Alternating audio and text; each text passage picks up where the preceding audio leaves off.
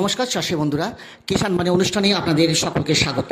এই অনুষ্ঠানটি পরিবেশিত হচ্ছে ভারত সরকারের কৃষি এবং কৃষক কল্যাণ মন্ত্রকের সহায়তায়। আজকে আমরা এসেছি বোলপুর শ্রীনিকেতন ব্লকের অন্তর্গত খোসকদমপুর গ্রামে। আমরা কথা বলবো এই গ্রামের দুজন সফল মহিলা চাষী বন্ধুর সাথে, যারা নিয়মিত চাষবাস করে আজকে সফল হয়েছেন। নিজেরাই কিন্তু জৈব সার তৈরি করছেন এবং কিচেন গার্ডেন তারা তৈরি করেন বাড়ির মধ্যেই।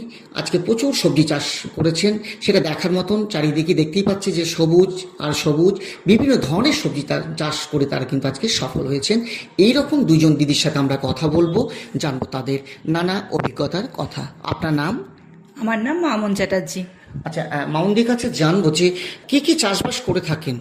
আমি সাধারণত এখন এই টাইমটা যেমন একটু ভেন্ডি, ঢ্যাঁড়স যেটা বলছি, তারপরে আপনার করলা, তারপর দেখছেন আপনি বাড়িতে কুমড়ো, এই যে ঘরে যেগুলো হয় সেই সব দিয়েই আমি চাষবাস করি। এতে আমি কোনো কৃত্রিম কোনো কিছু ব্যবহার করি না।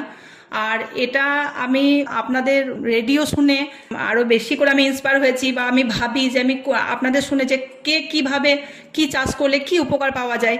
তো এটা আপনাদের রেডিওর মাধ্যমে আমি প্রচুর উপকার পেয়েছি।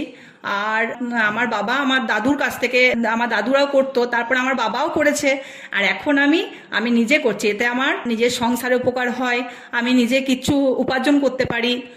তো এইসবই চলছে আর কি। আপনাদের অনুষ্ঠান শুনে আপনি আসুন আমাদের এখানটায় দেখুন যে আমি কিন্তু মাশরুম চাষ করেছি। এই মাশরুম চাষ করে শীতে আমি প্রচুর টাকা রোজগার করতে পেরেছি। এটা আমার খুব ভালো লাগছে। সেটা একমাত্র সম্ভব হয়েছে আপনাদের এই রেডিওর মাধ্যমে। তো আমরা প্রচুর উপকৃত হচ্ছি।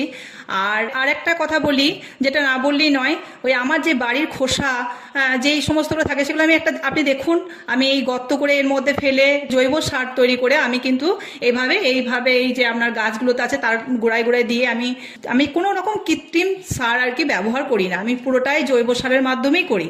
তো অনেক অনেক আপনাদের এই রেডিওর মাধ্যম আপনাদের যদি এইভাবে হয় আর কি, আমি প্রচুর উপকৃত হচ্ছি। আমার মনে হয় আমাদের গ্রামে বা অন্যান্য জায়গায় যত মেয়েরা আছে বা আমরা এইভাবে যে করছি, তা এতে অনেক উপকার তাদের হবে। অনেক অনেক আপনাদের ধন্যবাদ। আর একটা কথা বলি, এই যে মাশরুম চাষটা আমি করেছি, এর জন্য কিন্তু খুব বেশি আমার জায়গা লাগেনি। খুব সামান্য জায়গার মধ্যে আমি এই মাশরুম চাষ করেছি।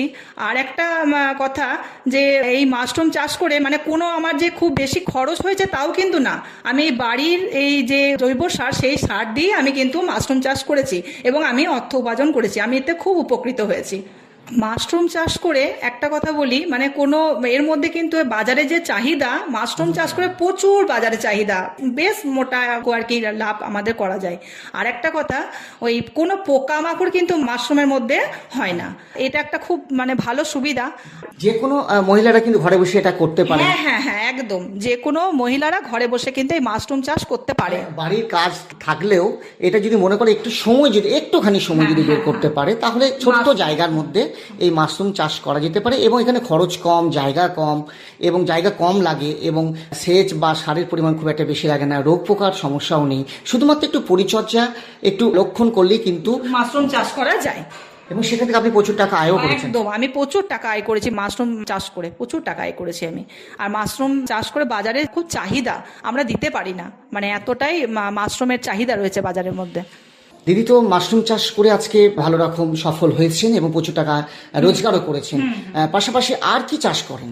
আমি এই দেখুন ফুলের চাষ করি। এই শীতের সময় প্রচুর গাঁদা ফুল আমি চাষ করে বাজারে দিয়েছি, তাতেও আমার খুব উপকার হয়েছে। আমি ভালো অঙ্ক একটা অর্থ লাভ করেছি।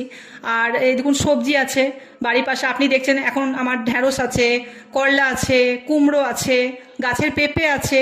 তো সব কিছুই আমি জৈব সারের মাধ্যমে এদেরকে পরিচর্যা করি, আর আমাদের গ্রামে আরও সবাই করে। তো আমি এই ফুলের চাষ বা অন্যান্য আপনি যেগুলো দেখছেন, এসব করে আমি উপকার পেয়েছি। দিদির কাছে জানবো যে এই যে বিভিন্ন ধরনের সবজি চাষ করেছেন, ভেষজ উদ্ভিদ চাষ করেছেন, একটা কিচেন গার্ডেন, সুন্দর একটা পরিবেশ দেখতে পাচ্ছি। বাগানের মধ্যে বিভিন্ন ধরনের লতা জাতীয় গাছও রয়েছে, ফুলের বাগান রয়েছে। তো হঠাৎ এইরকম একটা সুন্দর পরিবেশ বা কিচেন গার্ডেন করার মাথায় এলো কেন?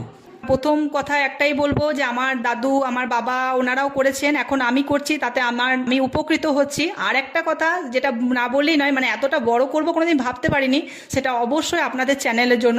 আমি এই যে আপনাদের রেডিও শুনে আমি খুব উপকার পেয়েছি এবং আমার মনে হয় আরো অনেক দিদিরাই পেয়েছে। আর এই গাছ থেকে আমি ওই বীজ রোপণ করে সেই বীজ সংরক্ষণ করে রেখে আমি চারা গাছ তৈরি করি, সেই চারা গাছ আবার আমি বাজারেও দিই, আবার নিজেও পরিচর্যা করি।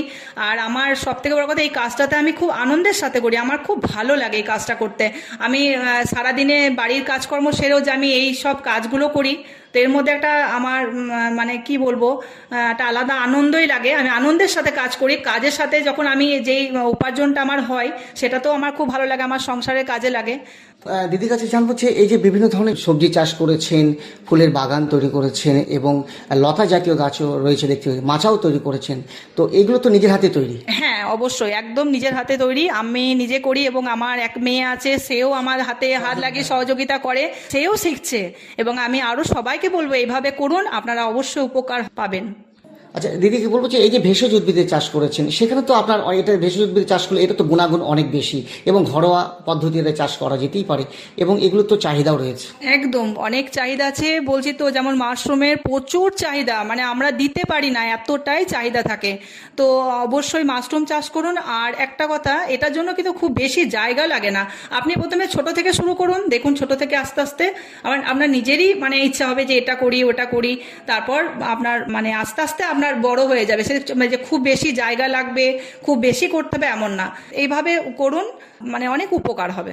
আচ্ছা দিদির কাছে জানবো যে এতটা জৈব সার ব্যবহার করেন, সেক্ষেত্রে শুধুমাত্র যে সবজির খোসা দিয়ে তো সম্ভব হয় না, তো বাকি জৈব সারটা কোথা থেকে জোগাড় করেন? এই যে আমার বাড়িতে দেখছেন যে গবাদি পশু আছে, গরু আছে, হাঁস আছে, ছাগল আছে, এই যে ওদের মলমূত্রগুলো আছে, সেগুলো থেকেই আমরা বাদবাকিটা মানে ব্যবহার করি আর কি। মানে অন্য কোনো সার আমি ব্যবহার করি না, পুরোটাই জৈব সারের ওপরই আমি করি।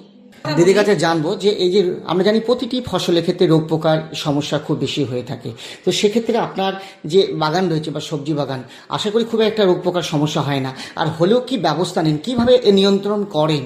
আমি নিয়ন্ত্রণ করি বলতে, আমি নিম পাতা, আপনি দেখেছেন আমার বাড়িতে একটা নিম গাছও আছে, নিম গাছটাও খুব দরকার, তো নিম পাতা ব্যবহার করি, নিম পাতা, তারপর সার্পের জল, এইসবগুলো দিয়ে আমি ব্যবহার করে থাকি। তো আমার কিন্তু আপনি দেখুন গাছ আমার কিন্তু সতেজ, কোনো রকম আমার কিন্তু পোকা লাগেনি। বেগুন গাছেও আমার খুব সুন্দর ফল এবছর আমি পেয়েছি, আমার ঘরে বেগুন গাছও আছে, আরও অন্যান্য গাছে কোনো পোকা নেই। আমি কোনো বাইরের কোনো ওষুধ কোনো কিছু ব্যবহার করি না। বাড়ির মধ্যে ক্যাকটাস সেটাও চাষ করেছেন এবং দেখতে পাচ্ছি বেশ গুল্ম জাতীয় কিছু বৃক্ষ রয়েছে এবং ফুলের বাগান রয়েছে, বিভিন্ন ধরনের ঢ্যাঁড়স দেখতে পাচ্ছি এবং সব থেকে ব্যাপার উচ্ছে গাছ, সেটা একটা মাচা তৈরি করেছেন। এই মাচা তৈরি করছেন ইঁদুরের উপদ্রব নাকি বৃষ্টিপাতে বেশি ক্ষতি হবে সেই জন্য? না, বৃষ্টিপাতে ক্ষতি হবে সেই জন্য তো অবশ্যই, আর মাচার উপর দিলে ফলনটা বেশ ভালো হবে, তার জন্যই মাচাটা ব্যবহার করা হয়েছে। একটু আগে দিদি বলেন যে মাশরুম চাষ করেছেন এবং মাশরুমের চাহিদা রয়েছে, যারা বিক্রি করেন তারা বাড়ি থেকে নিয়ে চলে যায়।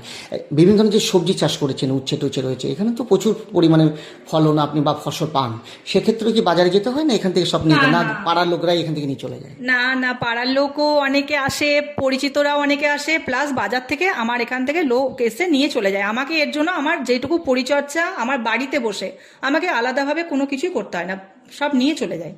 আচ্ছা দিদি, দেখতেই পাচ্ছি বাগানের মধ্যে মানে চারিদিকটায় গোল করে যে যে পেঁপে গাছ রয়েছে, এগুলো কি বাবা চাষ করেছেন নাকি আপনি করেছেন? না, এটা আমি করেছি পুরোপুরি আমার। এখন আপনি যা দেখছেন সব আমার নিজের হাতে লাগানো, এবং আমার সহযোগিতা করার জন্য আমার মেয়ে আছে, আমার হাজবেন্ডও আমাকে অবশ্যই ফাঁকা সময় থাকলে আমাকে সহযোগিতা করে।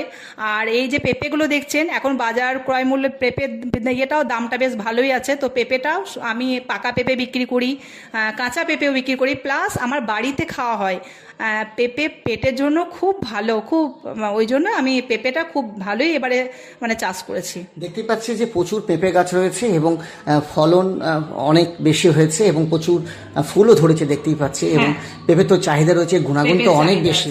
হ্যাঁ, পেঁপের ভালো চাহিদা আছে। আমি আজকেই আমার কাছ থেকে প্রায় 20 কিলো মতো পেঁপে একজন নিয়ে গেল, এরকম আমার প্রতিদিনই মোটামুটি প্রায় দিনই হয়। কাঁচা পাকা দুই রকমই পেঁপে বিক্রি করেন? হ্যাঁ, কাঁচা পাকা পেঁপে আমি দুই রকমই বিক্রি করি, শুধু পেঁপে না, আপনি দেখছেন তো আমার এখানে আরো অনেক রকম সবজি আছে, সব সবজি আমি মোটামুটি ভালোই বিক্রি করি। আর মাশরুম তো আছেই, মাশরুম তো আমি শীতের সময় ভালো মাশরুম আমি বিক্রি করেছি। খুব ভালো লাগলো আপনার সাথে কথা বলে। আমরা একজন সফল মহিলা চাষি বন্ধুকে পেয়েছিলাম, তিনি জৈব পদ্ধতি চাষবাস করে আজকে সফল হয়েছেন, মাশরুম চাষ করেছেন, পেঁপে চাষ করেছেন। এরকম একজন মহিলা চাষি বন্ধুর নানা অভিজ্ঞতার কথা শুনলাম। আমাদের সঙ্গে রয়েছেন আর একজন সফল মহিলা চাষি বন্ধু, তার অভিজ্ঞতার কথা আজ আমরা শুনবো। দিদি, আপনার নাম? আমার নাম সেজুতি দাস। সেজুদির কাছে জানবো যে আপনি মূলত কি কি কাজ করে থাকেন?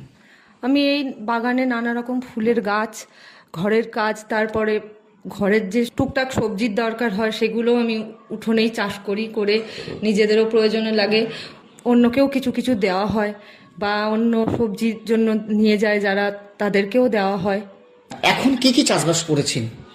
এখন বলতে ফুলের প্রতি আমার খুব নেশা। আমি ফুল গাছই মূলত বেশি চাষ করে থাকি। ফুল, নানা রকমের ফুল গাছ লাগাই, নানা মরশুমে নানা রকমের ফুল হয়। তো এই যে বলছেন যে ফুলের নেশা, ফুল চাষ করেছেন, এটা কোন সময় শুরু করেছিলেন? পুজোর সময় থেকেই, শীতের দিকে, হ্যাঁ শীতের দিকের যে ফুল সেগুলো পুজোর সময় থেকেই শুরু করতে হয় মূলত, কারণ ওই সময় মাটি তৈরি করতে হয়, তারপর চারা লাগাতে হয়, আস্তে আস্তে সার দিয়ে সেই চারা বড় করতে হয়, সেই চারা ফুল হতে হতে একটু বেশি সময় লাগে। কারণ আমি তো সমস্তটাই ঘরের সবজি পচা সার দিয়েই চাষ করি। সবজির যে খোসা হয় সেগুলোকেই সার হিসাবে ব্যবহার করি, বা গোবর সার দিই। হ্যাঁ, তো ওইভাবে সে শীতের শেষের দিকেই ফুল ফোটে। শীতের শেষ বলতে এই যেমন কিছু কিছু ফুল, জবা বা গোলাপগুলো এই শীতের শেষের দিকেই ফুটতে শুরু হয়েছে। কারণ হচ্ছে ওগুলো তো শীতের সময় খুব একটা ইয়ে হয় না, এখন শীতের পরে ওগুলো ফুটতে শুরু করছে। মানে আপনি এমন ভাবে চাষ করেছেন যে শীতকালেও যে ফুলগুলো পাওয়া যাবে এবং শীতের শেষ দিকে, অর্থাৎ এই যে গরম পড়ে গেল, এই সময় ফুল পাওয়া যাবে এবং সেগুলো বাজারে বিক্রি করলে অনেকটা টাকা রোজগার করতে পারবেন। হ্যাঁ হ্যাঁ, এবার নানা রকমের জবা আছে, রজনীগন্ধা আছে। বিয়ের মরশুম পড়ছে এখন, গোলাপ, রজনীগন্ধারও প্রচুর চাহিদা। সেই জন্য এবার রজনীগন্ধাই তো দেখছেন ফুটতে শুরু হয়েছে অল্প অল্প করে, বা জুঁই ফুটতে শুরু হয়েছে, বেলি ফুল ফুটতে শুরু হয়েছে। এগুলো মূলত বিয়ের দরকারে প্রচুর কাজে লাগে এগুলো। তো এই যে বিভিন্ন ধরনের ফুল চাষ করেছেন এবং বীজ কি সংরক্ষণ করে রেখে দেন? হ্যাঁ, বীজ সংরক্ষণ করে রেখে দিই, বা জবা গাছের ডাল কেটে চারা তৈরি করি, এবং রজনীগন্ধারও তাই ওই গোড়া রেখে দেওয়া হয়, সেগুলোকে অন্য অন্য টব থেকে পরে মাটি যাবে বেশি জায়গায় যাতে অনেক ফুল ফোটে সেইভাবে রাখা হয়। আর শীতের সময় তো প্রচুর চন্দ্রমল্লিকা, ডালিয়া এবং নানা রকম আরও অনেক রকমের ফুল ফুটেছে। দেখছেন গাছগুলো এখন শুকিয়েই গেছে, কিন্তু ওই ফুলগুলো খুব প্রচুর পরিমাণেই ফুটেছে। শীতের সময় ওগুলো কাজে লাগে, বা নানা রকম মন্দিরে পুজোতে নিয়ে যায় অনেকেই। তো এই যে কাজগুলো করে থাকেন, আপনাকে সাহায্য কে করে থাকেন? আমার ঘরে আমার মেয়ে আছে, বা আমার সঙ্গে আমার দুজন বন্ধু বান্ধবও আছে, যারা সবাই মিলে একসঙ্গে, তারাও খুব আগ্রহী এই ফুল চাষে। তারাও এসে আমার সঙ্গে করে, আমার হাতে হাতে কাজ করে দেয়, গাছে জল দিয়ে দেয়, গাছে যখন সার দেওয়ার থাকে সার দেয়। একসঙ্গে করতে কাজের মজাও হয়, সবাই মিলে বেশ ভালোই লাগে। এই সময় তো বিয়ের মরশুম চলছে, ওর জন্য এই সময় ফুলের প্রচুর চাহিদা। একদম, মানে এই যেহেতু চৈত্র মাসে পরেই তো বৈশাখ মাস আসছে, এরপর তো একটা বিয়ের তো একটা হিড়িক পড়ে যায়, পুজো পার্বণ সব ক্ষেত্রে তো ফুলের একটা চাহিদা রয়েছে, সব সময় সারা বছরই ফুলের প্রয়োজন হয়ে থাকে। হ্যাঁ হ্যাঁ, ফুলের প্রয়োজন হয়ে থাকে, এবং এই ফুল বিক্রি করে আমার অনেকটা টাকাও লাভ হয়। হ্যাঁ, আমরা এই ফুলের পাশাপাশি যে বাজার আছে সেখানে পাঠাই, এবং ঘর থেকেও নিয়ে যায় এসে। এর থেকে আমরা বেশ অনেকটা টাকাই রোজগার করতে পারি। তো এই যে ফুল চাষ করেছেন, বিভিন্ন ধরনের ফুলের চাষ, ফুল গাছ রয়েছে, তো এগুলো তো পরিচর্যা করতে হয়, কী ধরনের পরিচর্যা করেন? হ্যাঁ, ফুল গাছে তো ভালোই পরিচর্যা করতে হয়। যত ভালোভাবে পরিচর্যা করা যায় তত ফুলের সাইজ বড় হয়, এবং ফুল প্রচুর পরিমাণে ফুল ফোটে। যখন বেশি ফুল ফোটানোর জন্য নানা রকমের সার, যেমন হচ্ছে কলার খোসা পচিয়ে তার জল, এবং পেঁয়াজের খোসা পচিয়ে তার জল দেওয়া হয় যাতে ফুল বেশি ফোটে। এবং ফুলের গাছে মাঝে মাঝে পোকা যাতে না লাগে তার জন্য নিম তেল ব্যবহার করা হয়, সেটাও আমরা ঘরে তৈরি করেই দিই। নিম পাতাকে তেলের মধ্যে ফুটিয়ে জলে মিশিয়ে সেটাকে স্প্রে করা হয়। এবং বৃষ্টি যদি শীতের সময় হয় তখন খুব অসুবিধাই হয়, কারণ শীতের ফুল তো বৃষ্টির পড়লে নষ্ট হয়ে যায় তাড়াতাড়ি। তো তার জন্য আমরা একটা শেড করেছি, দেখতে পাচ্ছেন, ওই শেডের তলায় টবগুলো নিয়ে যাই। আমার প্রচুর টবে, দেখতেই পাচ্ছেন প্রচুর টব রয়েছে, ওই টব সমেত তখন আবার তুলে রাখতে হয়। হ্যাঁ, এবং শীতের ফুলে প্রচুর রোদ্দুর দরকার, ওর জন্য সেগুলোকে রোদে দিতে হয়, বা যাতে ভালো রোদ পায়। এইভাবেই আমরা যত্ন করি গাছের। আচ্ছা, দেখতে পাচ্ছি যে ফুল চাষ তো করেছেন, ফুল চাষের পাশাপাশি দেখতে পাচ্ছি প্রচুর সবজি বাগানও তৈরি করেছেন, এটাও তো নিজেই করেছেন। হ্যাঁ হ্যাঁ, এই ফুল গাছের পাশে এই অল্প জায়গা হলেও এখানে দেখুন নানা রকমের সবজি আছে, যেমন শসা, পটল, ভেন্ডি, হ্যাঁ, ধনেপাতা শীতের সময় হয়, বা এই লঙ্কা গাছে লঙ্কা হয়। এইভাবে এগুলোর থেকেও ভালোই সফলতা পেয়েছি আমি এই চাষ করে। হ্যাঁ, এবং এগুলো থেকেও আমি কিছু অর্থ রোজগার করতে পারি। হ্যাঁ, কারণ ওই গাছগুলোকেও যখন ঠিকঠাকভাবে যদি যত্ন করা যায়, ওগুলো ভালোভাবেই ফসল দেয়। আচ্ছা, এই যে সবজি চাষ করেছেন এগুলো কি নিজের হাতে তৈরি বললেন, এবং চারা গাছটাও কি নিজে তৈরি করেন? হ্যাঁ, চারা গাছ বাজার থেকে বীজ কিনে এনে আমরা চারা গাছ নিজেরাই তৈরি করি। এবং এই পাশে দেখতে পাচ্ছেন যে আমাদের একটা ছোট ব্রয়লার মুরগির পোলট্রি রয়েছে, তা ওখান থেকেও আমাদের কিছু রোজগার হয়। মুরগির যে মলগুলো সেগুলো সার হিসাবে গাছের মধ্যে দেওয়া হয়, এবং অনেক সময় হয় কি ওই ওপরে দেখতে পাচ্ছেন যে মাচা করা আছে, মুরগির মলটা নিজেও পড়ে যায়, সেটার জন্য আমাদের বাড়তি কোনো পরিশ্রম করতে হচ্ছে না। হ্যাঁ, এইভাবে একটার থেকে আরেক, এইভাবে আমরা একটার সঙ্গে একটা ব্যবসাকে করতে পারি নিজেরা। আপনি দেখতে পাচ্ছেন যে এখানে হাঁস মুরগির ফার্ম রয়েছে এবং চারিদিকে অন্যান্য গাছও রয়েছে। যেহেতু আমরা এই গাছপালাকে ভালোবাসি, আমরা চাই যে নানা রকমের এইভাবে একটার সঙ্গে একটাকে যোগ করে চালিয়ে নিতে। যেমন শীতের সময় শীতের, গ্রীষ্মের সময় গ্রীষ্মের যে এই আম গাছ রয়েছে, এখান থেকেও আম টাম হয়। অল্প জায়গা হলেও আমরা নানা রকমের সবজি চাষ বা ফুল চাষ এবং এই পোলট্রির ব্যবসা, এইসব মিলিয়ে মিশিয়ে আমরা মোটামুটি আর্থিকভাবে সচ্ছলতা লাভ করতে পারি। যদি কেউ মনে করে যে অল্প জায়গা হলেও, অল্পর মধ্যেও যদি নিজেরা নিজেদের আর্থিক দিক থেকে নিজেদেরকে উন্নতি করবে, তাহলে সে চেষ্টা করলে, ভালোবাসলে কিন্তু এটা করা যায়। আমি যে নিজে এইভাবে করতে শুরু করেছি তা না। এই যে আকাশবাণীতে যে প্রোগ্রামটা আপনাদের হয়, যে কিষাণবাণী, ওই প্রোগ্রাম আমি শুনে নিজে খুব উপকৃত হয়েছি, এবং ওই প্রোগ্রামের শুনে অনুপ্রাণিত হয়েছি যে এইভাবে চাষ করলে আমরা নিজেরাও অনেকটাই সচ্ছল হতে পারবো। আপনাদের যে এই কিষাণবাণীর অনুষ্ঠানে স্বনির্ভর গোষ্ঠীর মহিলারা এবং আদিবাসী মহিলারা যেভাবে চাষের কথা বলেছে, বা তারা যেমন করে চাষ করে, জৈব সার ব্যবহার করে তারা যে উপকৃত হয়েছে, সেটা শুনেও আমি নিজে খুব অনুপ্রাণিত হয়েছি। ওরা যদি পারছে তাহলে আমিও নিশ্চয়ই পারবো এইভাবে করতে, এবং আমি নিজেও সফল হয়েছি। এবং আমার দেখা দেখি আমার পাশে চারপাশে অনেক মহিলাই পেরেছে এইভাবে নিজেদেরকে এগিয়ে নিয়ে যেতে। তারাও বাড়িতে অল্প জায়গার মধ্যেই এইভাবে নানা রকম চাষ টাস করে বা ফসল ফলিয়ে লাভবান হয়েছে। তো এই যে বিভিন্ন ধরনের চাষবাস করেছেন, শুধুমাত্র ফুল চাষের উপর আপনি নির্ভর করে থাকেননি। ফুল চাষের পাশাপাশি দেখতে পাচ্ছি যে বিভিন্ন ধরনের সবজি চাষ করেছেন, ফল চাষ করেছেন, এবং সেটাও কিন্তু আজকে আপনি করে দেখিয়েছেন। এবং নিয়মিত এই যে কিষাণবাণী অনুষ্ঠান আমাদের আকাশবাণী থেকে হয়ে থাকে বা প্রচার হয়ে থাকে, সেখানে শুনে কিন্তু আপনি যথেষ্ট সাহায্য পেয়েছেন। আজকে সেখান থেকে অনুষ্ঠান শুনে আজকে আপনি চাষবাস করেছেন, আজকে সফল হয়েছেন। এটাকে আরও বড় করে করার পরিকল্পনা আগামী দিনে আছে? হ্যাঁ, অবশ্যই। কারণ হচ্ছে আমি তো এই নিজে যেটুকু জানতাম তার থেকে অনেক বেশি জানতে পেরেছি এই আপনাদের অনুষ্ঠান থেকে। কিভাবে সার তৈরি করে, কিভাবে তারা নিজেরা গাছপালা পরিচর্যা করে, সেগুলো আমি আপনাদের অনুষ্ঠান থেকেই জেনেছি। আর আগামী দিনে চেষ্টা করব আরও বড় করে যাতে আমি চাষবাস করতে পারি, এবং এখান থেকে আমি অনেকটাই আশার আলো দেখেছি যে চেষ্টা করলে নিশ্চয়ই আপনাদের অনুষ্ঠান শুনলে সফল হওয়া যায়। হ্যাঁ, তা আমি দেখব ভবিষ্যতে যদি আরও পারি, এবং আমি নিজের পায়ে দাঁড়াতেও পেরেছি এই অনুষ্ঠান শুনে, আমি নিজেও এগোতে পেরেছি অনেকটা। এবং আমি চাইবো যে আরও অনেকেই এই অনুষ্ঠানের শুনুক এবং অনুষ্ঠান শুনে নিজেদেরকে এগিয়ে নিয়ে যাক। খুব ভালো লাগলো আপনাদের সাথে কথা বলে। আজকে আমরা এসেছিলাম বোলপুর শ্রীনিকেতন ব্লকের অন্তর্গত খোশকদমপুর গ্রামে। আমরা কথা বললাম দুইজন সফল চাষি বন্ধুর সাথে, যারা সারা বছর ধরে চাষবাস করে থাকেন। আজকে চাষবাস করে তারা আজকে সফল হয়েছেন, স্বনির্ভর হয়েছেন, আশার আলো তারা কিন্তু দেখতে পাচ্ছেন। এইরকম দুইজন সফল মহিলা চাষি বন্ধুর সাথে কথা বললাম। এতক্ষণ এই অনুষ্ঠানটি শুনলেন ভারত সরকারের কৃষি এবং কৃষক কল্যাণ মন্ত্রকের সহায়তায়। সকলকে ধন্যবাদ জানিয়ে আজকের মতন আমাদের এই কিষাণবাণী অনুষ্ঠান শেষ করছি।